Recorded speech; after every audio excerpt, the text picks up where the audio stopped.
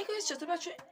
داش حسین هستم و امروز داخل این ویدیو قراره بریم سراغ رنک 20 تا 21 جسی رو ببینیم که خیلی خفنه و مثل همیشه بازی سختیه. بریم ببینیم این ویدیو رو. البته قبلش من یه سری نکته بگم که چرا من دارم دونه دونه رنگ رو میگیرم. من داخل چنل قبلیم که متاسفانه بنا به دلایلی پاک شده بود، چه از داخل آپارات چه از داخل یوتیوب پاک شده بود و من مجبور شدم که اون موقع من رنگ 1 تا 20 رو میگرفتم، دونه دونه متاسفانه میذاشتم.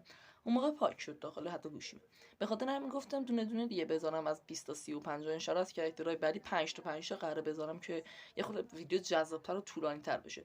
ویدیو طولانی من در ساخته، یعنی در ادیت، نگران نباشید دیگه. بدون هیچ معطلی برو بریم سراغ این ویدیو خیلی خفن. You we go.